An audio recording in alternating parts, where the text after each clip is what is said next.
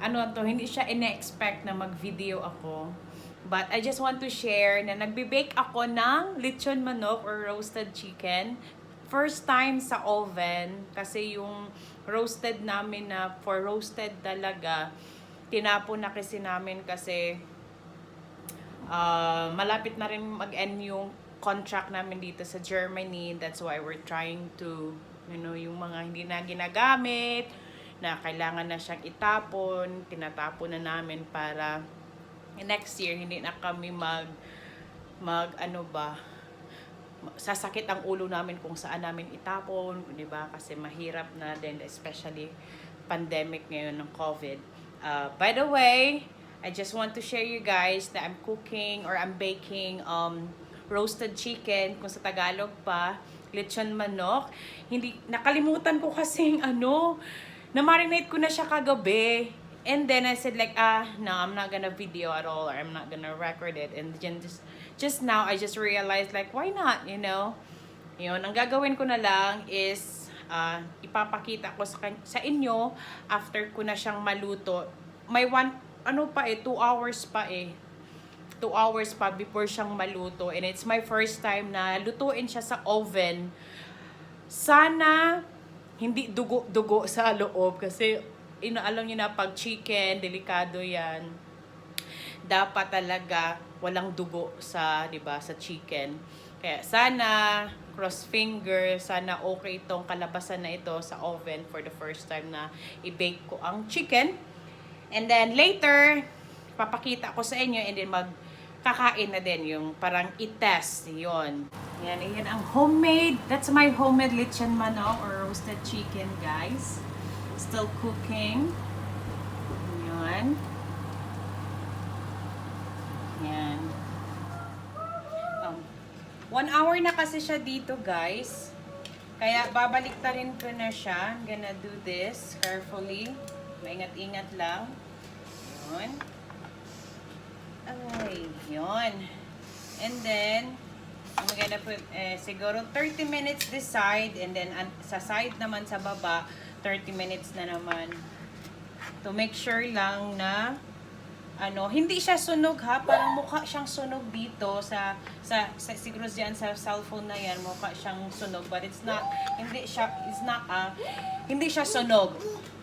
Yeah, I'm gonna put the timer for 30 minutes.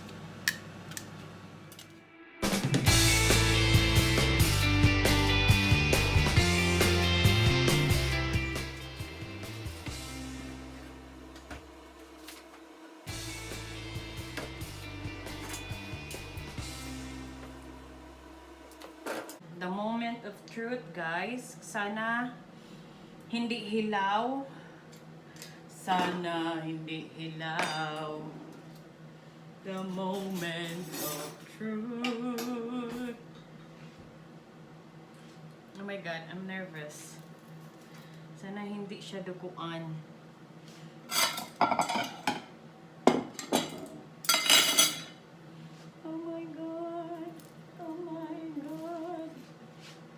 Kita nyo ba, guys? Hiwain ko siya sa gitna. After, I think mga less than 3 hours lang itong niluto ko sa oven. Oh, I think hindi siya, walang dugo. We'll see, ha, sa thick sa makapal na parte ng manok. By the way, ang nilagay ko dito, ang marinate ko, ang nilagay ko sa loob yung lemongrass, onion, black pepper, soy sauce, yung Filipino style na soy sauce, and lemon na yung buong lemon na isang buong lemon talaga. 1 lemon, and then marinated all day, guys. I mean 24, hindi naman siya 24 hours. Hala, parang masarap. Oh my God, excited. It's my first time. Oh my God, I'm so proud. Yan ang kalabasan, guys. Natakot talaga ako kanina. Baka, first time kasi, diba, alam niyo na, pag first time, hindi man yan ma-perfect.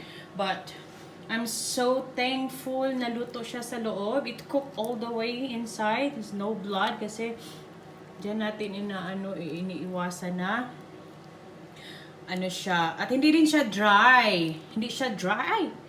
Mahulog na. Yun, walang dugo. Perfect! Yan, iiwan ko to sa aking asawa at sa akin yung half.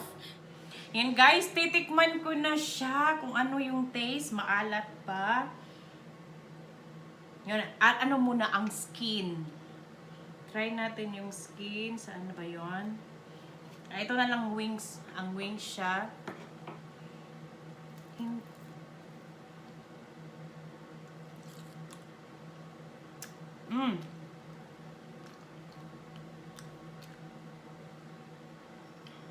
Masarap.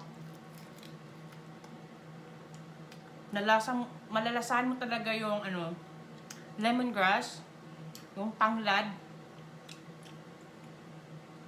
Yan guys, perfect siya. I'm so happy. Yan. Dito lang po nagtatapos ang aking video for today, guys. Hope you like this video. If you like this video, please like. If you're not subscribed to my channel, please subscribe. See you next time to my next vlog. Bye, and please be safe, everyone.